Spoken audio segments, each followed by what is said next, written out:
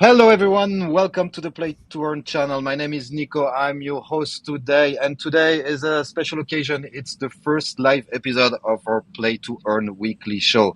So, welcome, guys. Today we have Bruno with me, the Goat Master that you might know from our channel, our Play to Earn game reviewer, and we have a special guest. It's Elie. He's a developer. He's co-founder of Crypto Fighters. We're gonna talk about the project very soon. Let's jump right into it. Hello, welcome, guys. How are you guys doing? Good, good, really good. Nice to be here, Nico.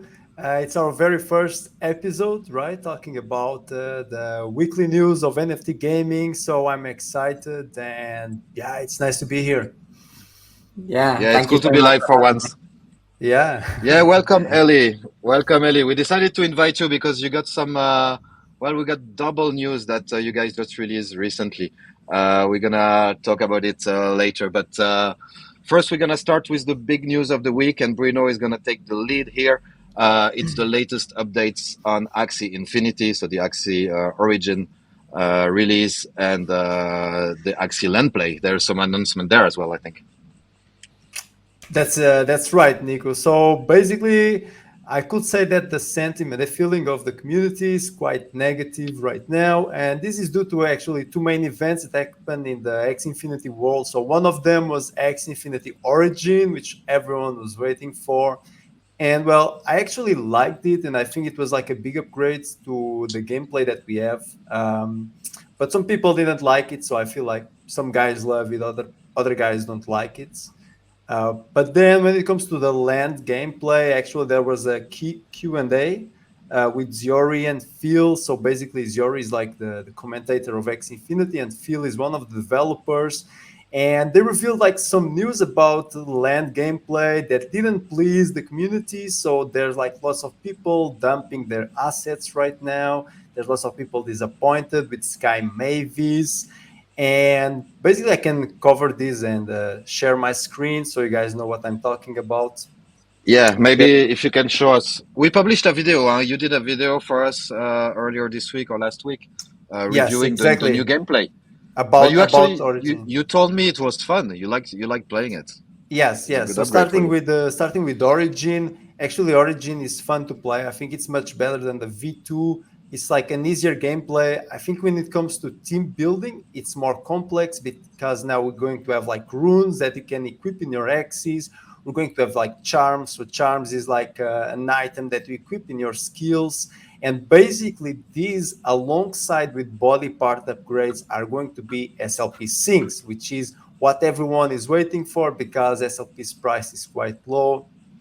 Okay, so right now Origin is in its test phase, so we still don't know the impact that this is going to have on X Infinity economy. Okay, we just know that for me, from my perspective, I liked it. I think it's a huge upgrade, but we still have to wait until they actually activate these SLP syncs.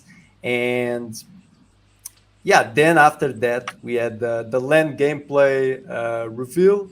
Okay, so basically this is what made lots of people get disappointed with Sky Mavis. Okay, so as you guys can see here in my screen, I have here some parts of the video which was about Excellent. And basically, how land gameplay is going to work is like you're going to be able to gather materials, builds. We're going to have production building. So we already knew about this. We're going to have crafting, player to player trading.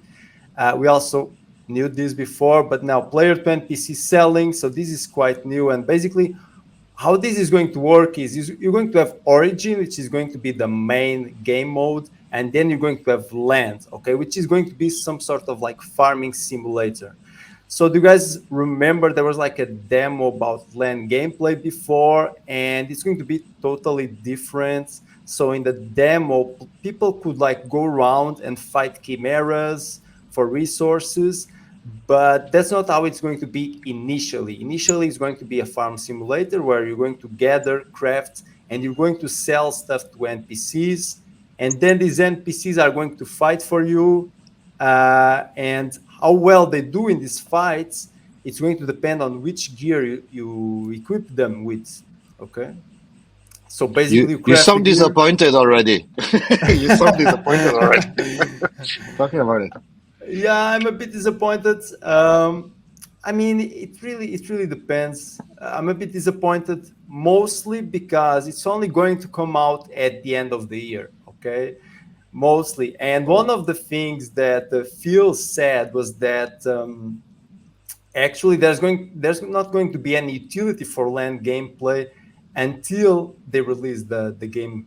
You know, and that's really bad for people who actually invested in land, because we've been like holding these assets for like 2 years or more, and it was actually a lot of money. So we have like our ETH locked in an NFT that so far had no utility. And this was one of the things that actually feels sad, that weren't nice for the community, which was he said something like, this game is played and earn, not buy to earn. Okay, so Mhm. people didn't So like what's this. happening at the moment? People are dumping the lands on the open market, or what's the? Yes, basically, lots of content creators are creating videos about why I'm dumping my land, why I'm dumping my Mystic Axie, and this is the sentiment of the community overall. But then after this Q&A, we actually got an announcement. So Geos, right after the land gameplay, they went back on what they said about land not having utility until the game is actually launched. But then Geo said this straight away. Given the pivots, changes in direction, and community feedback, we decided to revisit a lightweight approach to land utility and earning potential prior to release. This will likely combine some sort of land staking with gameplay requirements. So basically, they did a Q&A, and they said, no, land is not going to have any utility. And then straight away, they did this announcement. So they basically went back on their word, uh, which which is good.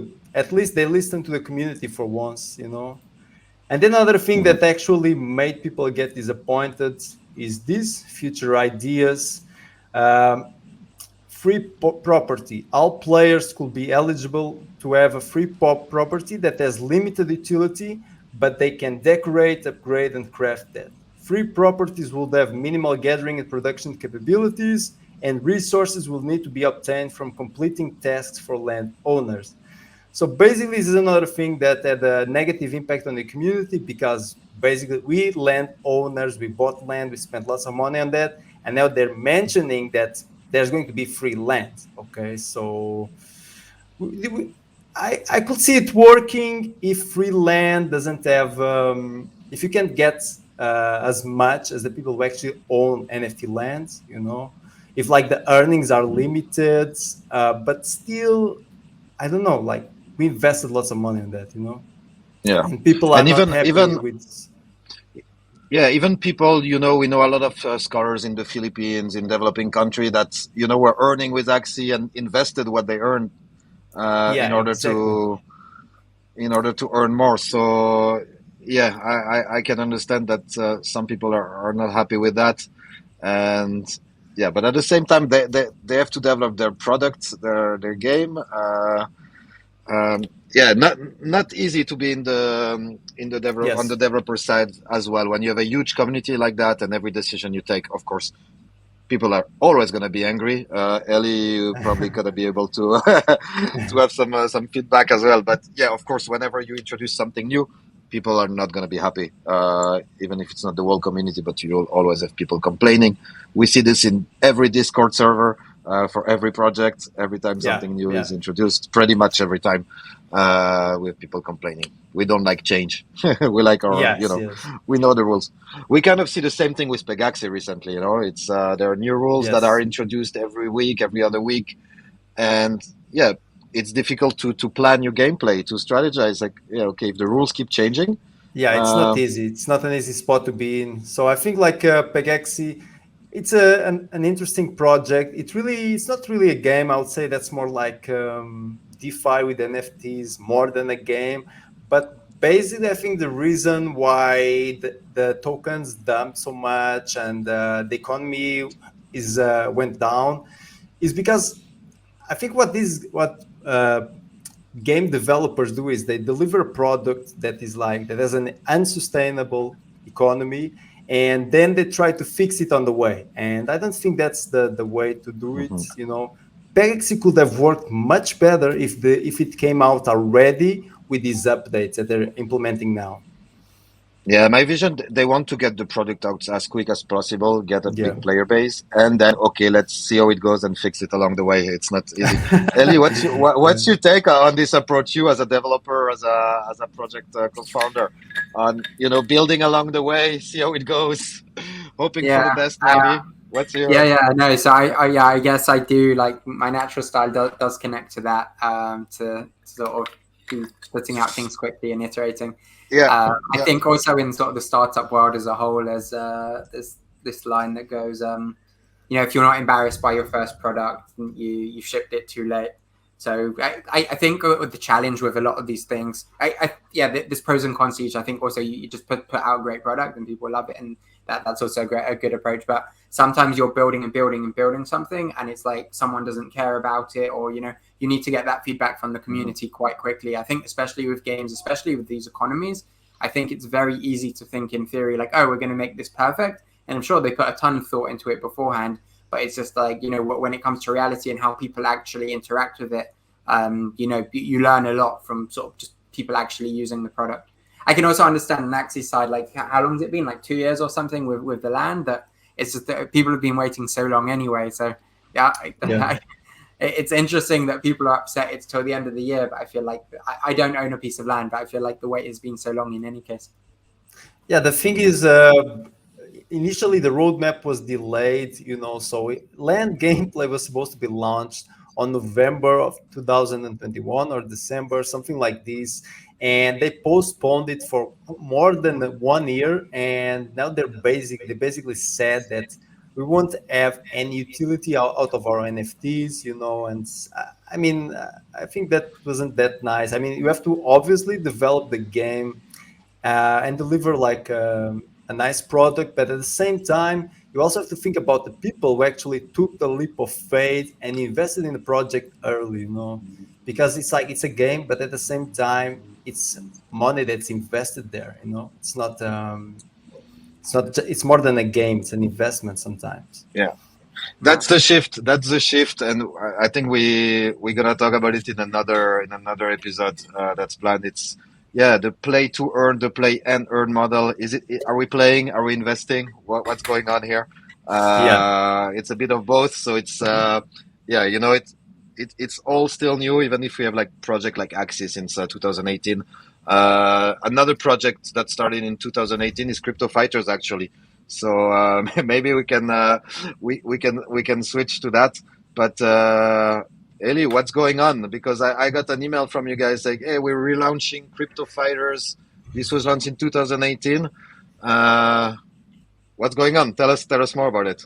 Yeah, sure. Yeah, we launched. I remember Axie's launch a few years ago as well. I think we launched like a month or two beforehand. We were a January 2018 launch.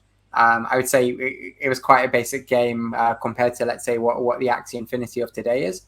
But in short, the idea is similar to Axie Infinity. We were inspired by the CryptoKitties hype at the time. People were sort of buying cats online, breeding them, like becoming a cat breeder, selling them on.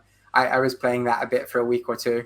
And like, I found it to be sort of a very interesting concept that sort of you had this money in your browser. It was programmable. We were playing a game online.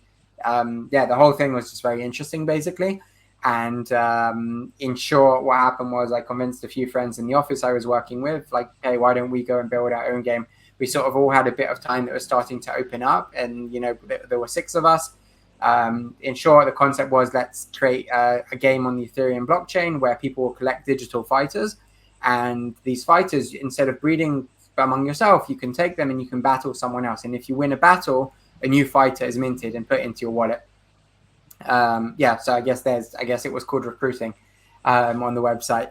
And that was Mhm. sort of the basic gameplay. You could take up to 5 fighters, battle another 5 fighters. If you click on, I think, Marketplace at the top, you might even still be able to Yeah. see. Is it still on? Yeah.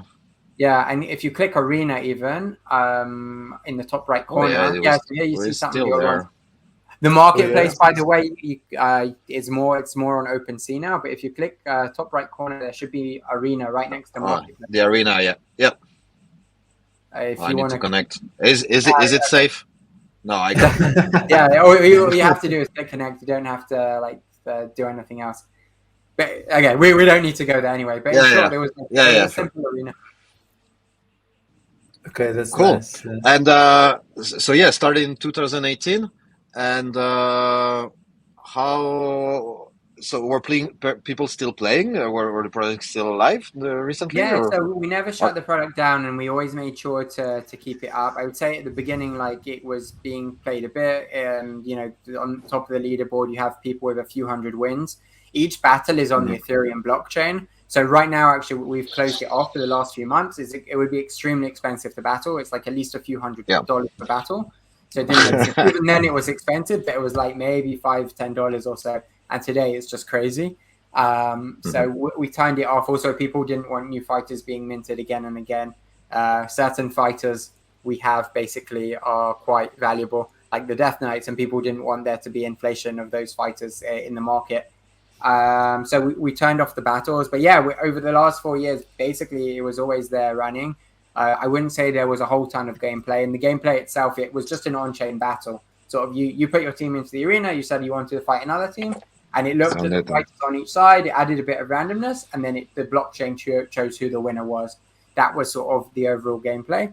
And I think it was a cool concept at the time, and it was nice, and building off of what CryptoKitties had done. But like in terms of where we want to go now with Crypto Fighters Alliance, we definitely have much bigger plans where I guess maybe even taking a leaf out of Axie's book, we do want to sort of add at first a mini decentralized game that will be on chain, but longer term the vision is to build out a full game where most of the gameplay is off chain, but the characters and the tokens are held on chain. Okay, cool. So yeah, what's the plan? So for the Crypto Fighters Alliance?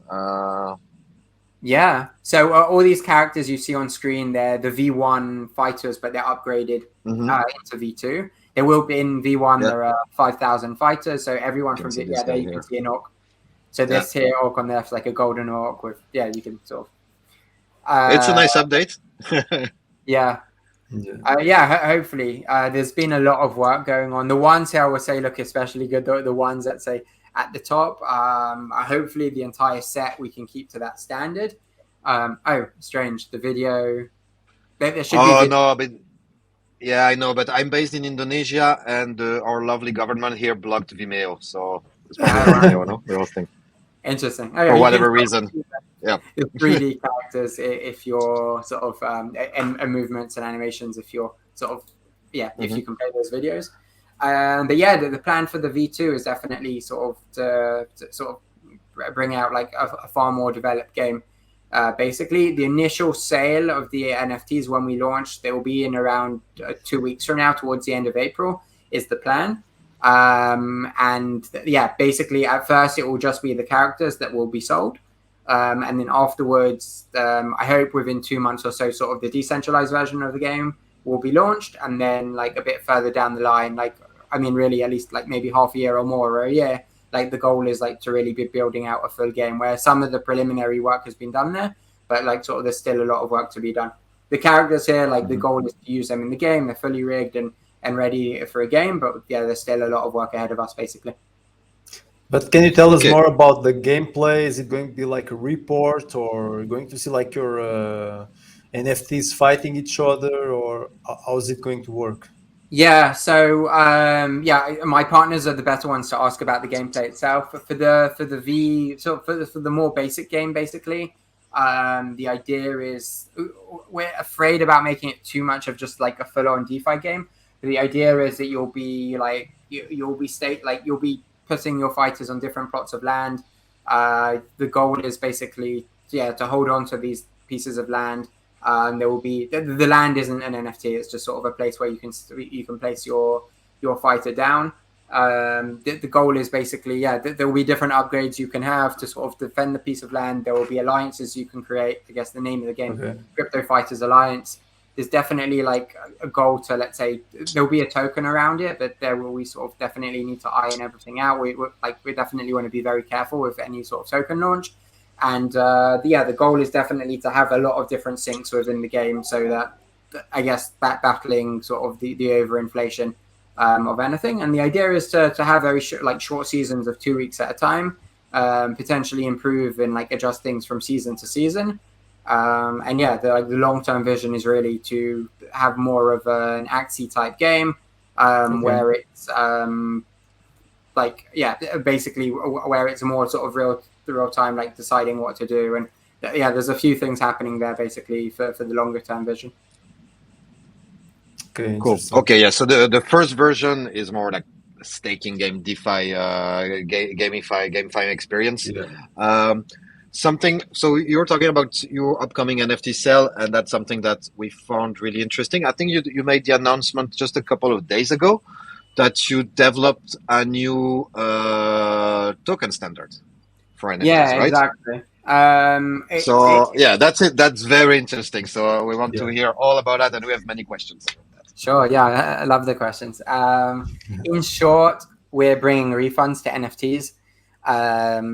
We think there's huge problems in the space. There isn't enough accountability for creators. So often, like we see sort of an NFT drop. A week later, the price is half of the mint price. The reveal happens. Let's say Pixelmon, $70 million is spent. A few weeks later, the reveal happens, and it's not the They're quality. beautiful. Come on, guys, don't criticize other projects. I own a board one myself, and like I think Kevin's cool. I'm one of the supporters of Kevin. I wouldn't mind holding one, but yeah, in short, people definitely overpaid and we're disappointed. And maybe they'll be able to fix it. Like I am in their Discord. Like we'll see. Maybe in a year from now they surprise us all and they take the funds and they actually do something good with it. But that would be amazing.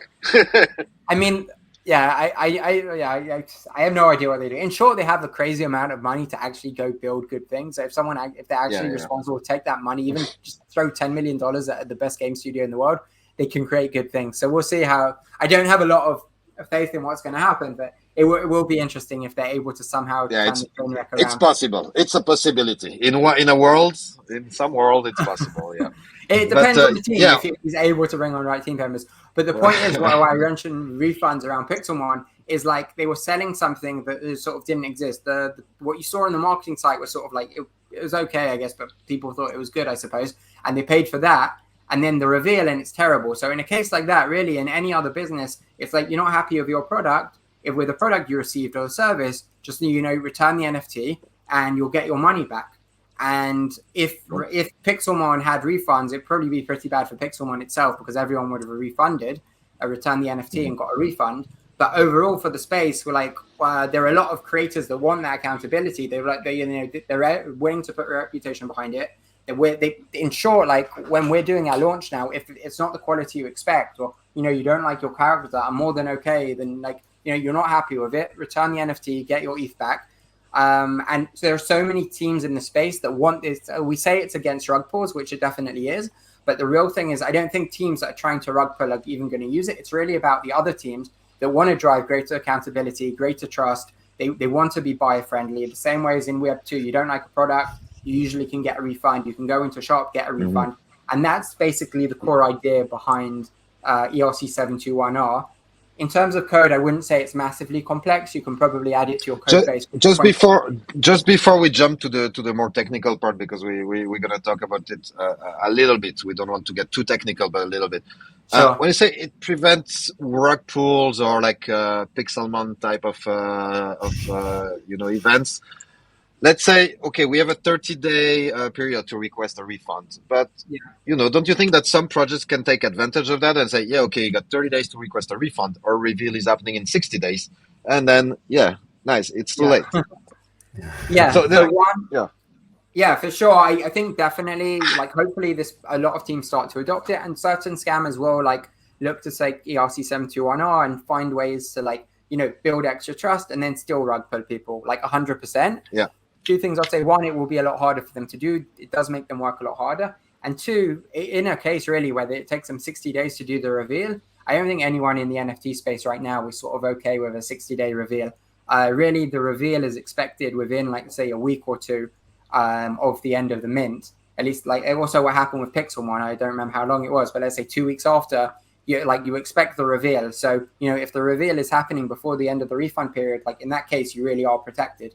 Or if 30 days have gone by, you haven't really seen much of it from the community, or you're not impressed with how things are going, and it's just false promises, you have the ability to take your ETH and move on, basically.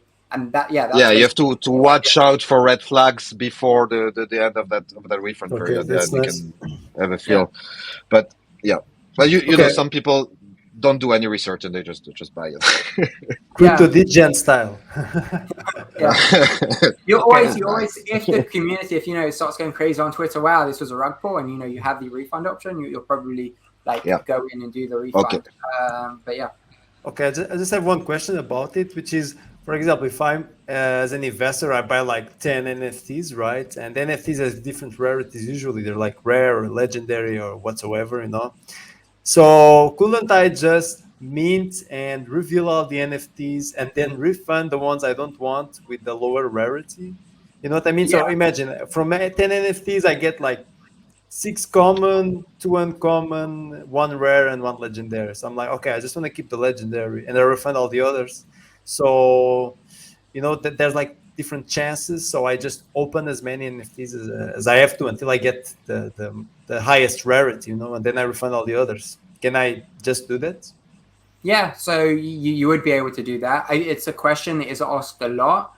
I just want to I understand why people ask the question, but I just want to explain what is happening in the market right now. You can do that today already, and that does happen on projects. And what you see happening on projects is, instead of refunding, they're dumping on the market, and they minted at, let's say, 0.1, and now everyone's returning their commons, and the floor price is suddenly 50% or 70% down from where it was, basically. That's sort of the alternative of that method. So people are definitely doing that already. But sort of what the mint, sort of what refunds do, which is a really a bit of a hidden benefit, which is a bit subtle, but it protects that floor. There's no reason to dump below the mint price anymore. And I think when people are dumping below the mint price, it shows something about the project, that it was either priced too high, the supply was too high, but in short, the market cap of the project, it wasn't sustainable where it was at. And very quickly you see the market doesn't like it, it's dumping, people have lost 50% already. That's not a good situation for a project to start in. It's very difficult to get out of that slump. The project is just dead. So one, it protects buyers, the refund option. It protects the creators. I don't want our project to be 50% floor price a week later. Okay. I want to support that floor price, basically. And this is sort of a very natural way of doing it in the market, doing price discovery. The other side of that, I would just add, is if the mint price is, let's say, if the floor price is 0.3 and the mint was 0.1, then even if you've got rares or non-rares, it doesn't matter. Even your non-rares are worth more than it's worth doing a refund. So it's the case where the market was going to crash anyway, that's when people will be refunding non-rares. Maybe if they don't believe in the project, they might just be refunding. But yeah, I think that there's benefits to it, and it's super, super healthy for the economy of the game to offer that. Makes sense. It's a win-win. It's a win-win from either who's building the project and who's consuming the product. Makes sense. Okay. Right. Yeah, the concept is really cool, and of course you're gonna have people trying to game the system, like with any system, and they're probably gonna have some updates, but the concept is amazing. That's something that's really missing, and I know there is a demand for that. You probably know it as well from the NFT community. How can I get a refund? I don't want it. I don't like it. You guys under-delivered. So yeah, that's definitely something that will appeal to a lot of users and projects as well, to show that they're trustworthy. To have greater accountability, like you say here. So yeah. The teams that's amazing. Using it so far, there have been a few teams like Curious Addies, Podium, they've spoken to them. Obviously, I know ourselves as well, but in short, their teams I'd be happy to back. Basically, Curious Addies was they did a refund a few months ago, and they have some interesting threads on the benefits and sort of the surprise benefits. So you wouldn't have thought of things like the sort of the floor being protected, and also people leaving the community. As Exodia is an NFT analytics platform we had launched. And I will say the reality, people come up with all these sort of theoretical situations of what will happen. But the reality with Exodia was less than 5% of people refunded. There were 500 NFTs, only for something like 25 people had refunded. And we didn't even sell out immediately. It took 2 months to sell out. So our NFT, it wasn't trading on secondary markets because you could still mint it, and it wasn't dumping on the refund either, and people still held it. And the reason is because it had value to the NFT. They believed in the team and everything that was happening. They had a 2-week refund period. Almost no one took advantage of it. With Curious Addies, same thing, 100-day refund period. 10% of people refunded. So I think sort of the reality, like I know a lot of creators are scared of this mechanism, but the reality is I think you're in trouble even if 30% of people refund. And I don't actually think that's going to happen for a lot of projects. The same way as in Web 2, you know, everyone offers refunds, but the reality is like 99% of people don't refund. So I think that's sort of another point for creators to understand that this is actually beneficial for them. And it's just beneficial across the board. It's beneficial for both buyers to protect them. It's beneficial for creators to build trust and make it easier for people to buy. But yeah, anyway, those are some of the advantages we've seen. Yeah, I like the idea. guys. We're going to put the link in the description. You can check it for yourself. There is a link to the GitHub as well. So the code source, you can check it for yourself. Just to get a bit more in the technical side of it, maybe not. Let's not go too far. But of course, this is still in beta and undergoing reviews. Use at your own risk. This is fairly new. It has been tested on a couple of projects. You told us so. Exodia. Yeah, so each of those projects had their own checks. But I guess that's, you know, for something new, for a new standard, the risk there might still be a risk of someone finding an exploit there. So that's for something new. That's always, you know, a concern as well. Are you guys having like any entity like Certic or something like testing these smart contracts? We have like people we're in touch with. I mean, sort of because this went so public, sort of it feels like a million people already audited it. Yeah. But yeah, we've done quite a lot of projects for different teams, and in the past, I ran a freelance agency, and we did quite a lot of sellouts. So like we have a decent amount of experience there, and also like we're in touch with other auditors sort of that have taken a look at things. And even in the sort of the last week or two, like things have been ironed out. Overall, I would say it's not like when I say there's some risk. Like we wanted to put it in the repo, like just in case anyone's copying and pasting from it and not knowing what they're doing exactly. They should take some care basically. But overall, it's not like a crazy complex like thing to add. It's maybe like 20 lines of code to your project, and you'll have refunds. It's sort of similar to staking, but like it just the main idea is the money that goes into the contract, and the creators can't take that money out for 45 days or whatever the refund period is. That's sort of the core concept. And within that period, a buyer can always return their NFTs and take their money out of the contract. It's sort of like staking the money in the contract. But at the end of the 45-day period, they can't unstake anymore. And now the creators can take the money. That's sort of the basic structure of it. Okay, yeah. So it's not overcomplicated technically. So the risks are a bit limited from the technology standpoint as well. From the code standpoint. I wouldn't say if you're a smart contract developer, you should be able to take this and like sort of make it work. Like we did it with Exodia already. Curious Addies had their own version of it. Podium has a version of it that they're using. There's risk in and every as you said, basically. Yeah, and as you said, like this is getting some traction in the community, so there are probably like 1 million eyes on that code already. And if there's anything sketchy or risky, it will probably come out pretty soon. Really cool initiative. We've already merged into requests from people. Yeah, really cool. I love that you guys did that and are sharing this, and project can just get in and include this in their project. So yeah, curious to see how many projects will get on board, and if we'll see more and more NFT mints with refund possibilities. That's interesting. Great job. We've seen a lot of teams like reach out and be like, oh, like I tried to convince them of it before, and now like they saw sort of how much people liked it, and they were like, okay, now they're more convinced that it's a good idea for their project as well. But I think a lot of creators in the space basically they sort of want to stand above the noise of sort of the quick flips, and like that part of the space is just like buy an NFT for 2 days, move on type thing. And like a lot of people sort of want to move beyond that, or both as creators, as buyers. The last benefit I'll mention, like last point on the refunds, is that it sort of also self-selects for people in the project that are like more longer term holders. Like if your project is, let's say, has a whole bunch of flippers that are just there for the refund, and the floor price is low, they'll just refund immediately and they'll move on. But the also huge benefit is what you're left with is like a much stronger core, basically. The sort of community you probably want to be building around rather than having all your NFTs in the hands of sort of the quick flippers. It's completely fine to quick flip, but it's probably not the sort of community you want to build off to build a large project. Yeah, for the long-term projects, definitely that's added value, added trust, and better community in the end. Cool, very cool. Well, thanks a lot for presenting this and for doing the great work you guys are doing. So, guys, check it out. We're gonna put the link in the description. Crypto Fighters as well. You can check out the website, join their Discord, follow them on Twitter, and check out what they're doing.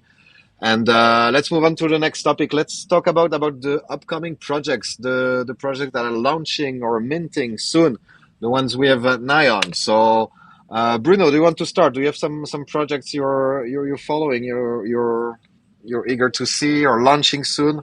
Tell us all about it. Actually, I got lots of projects on my radar, but I can tell you that the last two projects that popped up that actually caught my eye were actually boss fighters and meta shooter, because there's like many projects where they just copy other projects that are already out there. Like for example, we have like 100 play to earn games like Axie Infinity, but actually I like originality, and I believe like these two projects, they're really original with the idea that they came up with. So maybe we can start with meta Show shooter. us. Yeah. Yeah, so basically meta shooter is like a hunting play to earn metaverse. Okay, we already have some gameplay. We're going to have Okay, sorry for the vegans. Sorry for the vegans watching the video, Crypto but vegans, this is okay. hunting. Yes, so basically the team is not that well known, but the gameplay that they've been showing, they've been giving lots of gameplay leaks to the community. It actually looks good, It actually looks like a 2022 game. And then I also read their white paper, and the idea behind it looks good. So how it's going to work is you as a player, as a hunter, you're going to actually buy a season ticket, as a hunting season ticket, and with it you're going to be able to go out and hunt. And by being successful in your hunting trip, you're going to be able to trade your trophy by to hunt tokens, which is the cryptocurrency of this project, or to turn your trophy into bait. But now the thing is, the hunting season tickets that you buy with hunt tokens, so there you go, like right from the beginning you have some utility for hunt. This is going to give you like a list of animals for you to hunt. But if you actually shoot down an animal that is not on that list, you're going to get a fine, just like how it happens in real life, And it's very interesting. It's very interesting. I don't think we have like any hunting metaverse out here, so I think it's some fishing. I fresh. saw some fishing, some very basic fishing projects, things like this.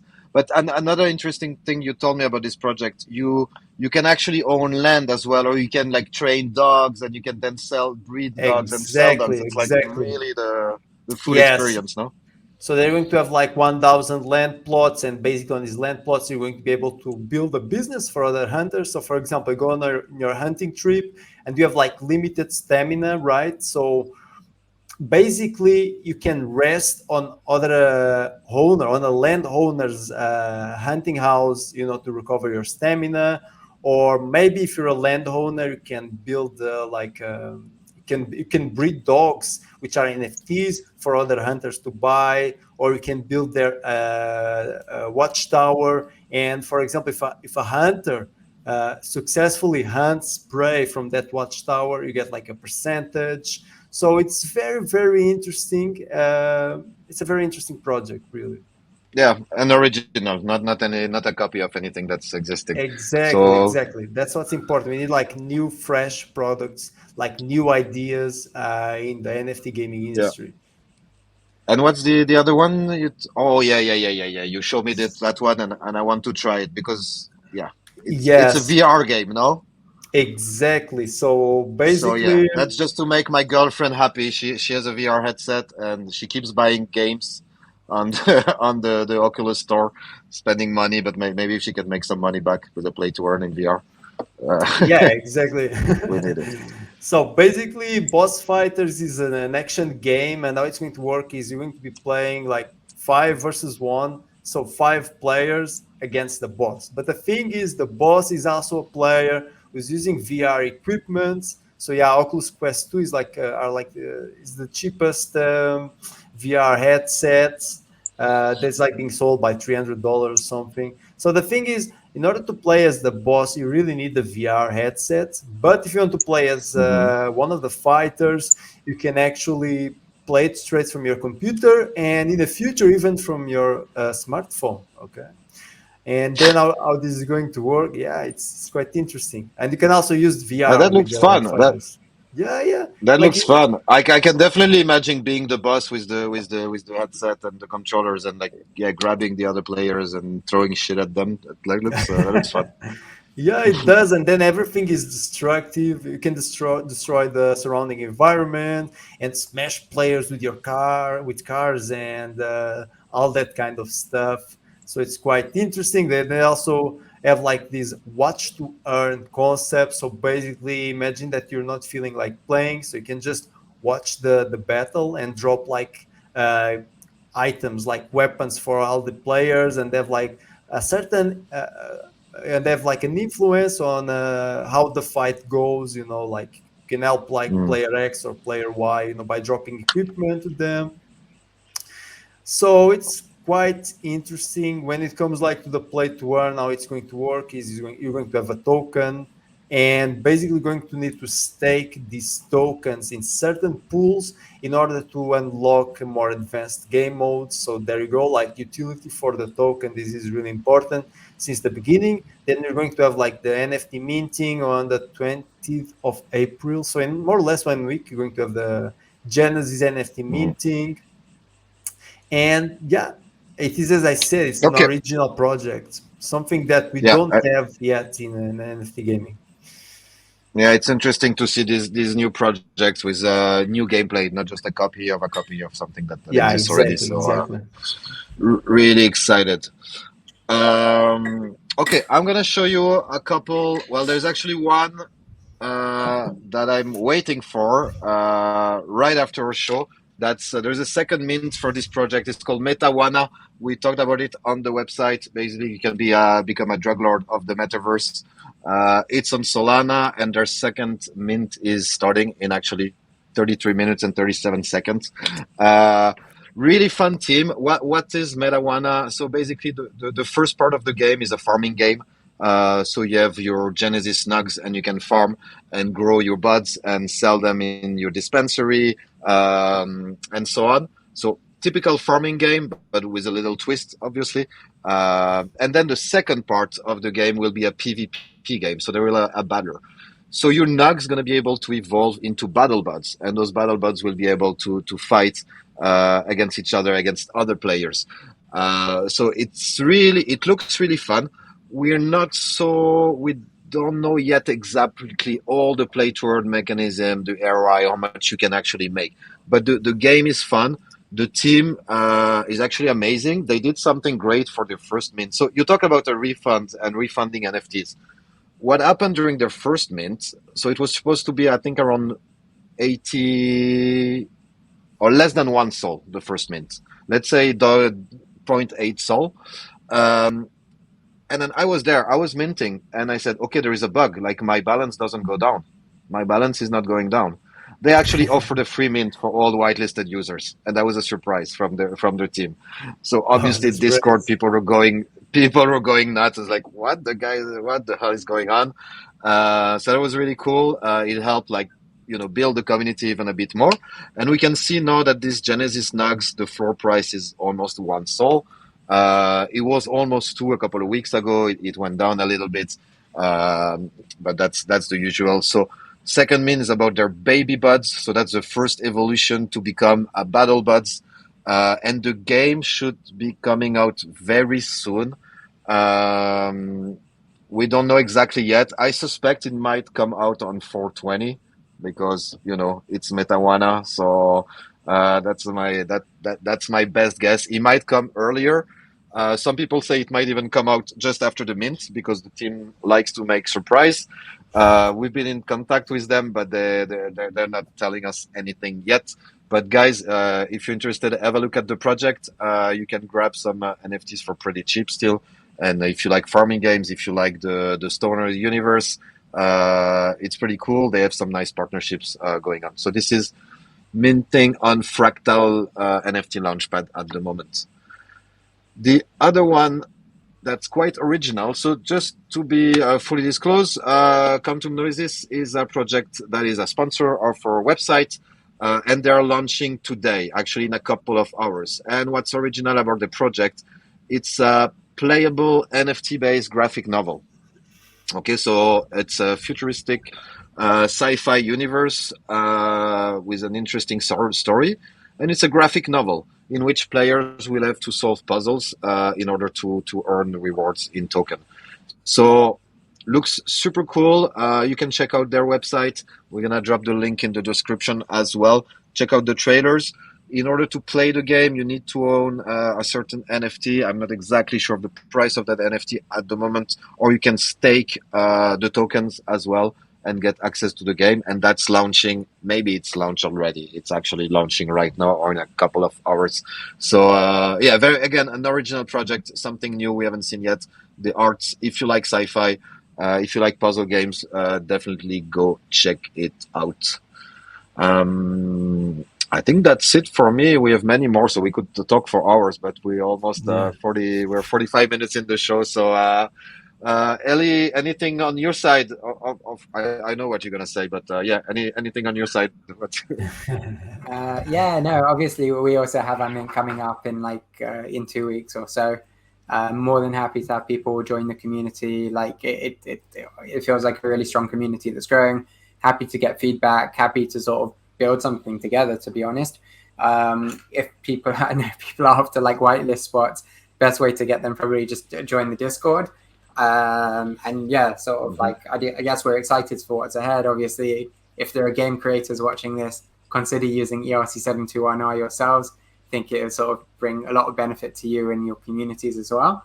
It's been amazing being on the show. I read Play to Earn online sort of every few weeks. I go on the site and sort of didn't think I'd be on the very first episode, which is sort of super exciting. Cool. And we got, I'm not going to reveal, but we got an amazing guest joining us next week. You guys are going to love it, I think. We have another surprise coming next week. So guys, stay tuned. Like the video, hit the subscribe button if you want to see more. Thank you very much, Elie, for being with us. Thank you for the thing you're developing and you're doing for the space, for the NFT community. I think that's really a step in the right direction, and we need more people like you in the space. Thanks a lot.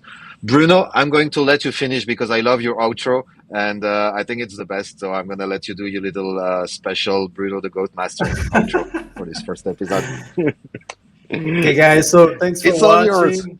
Hit that like button, subscribe for more NFT gaming content, and I see a Cryptomanics in the metaverse.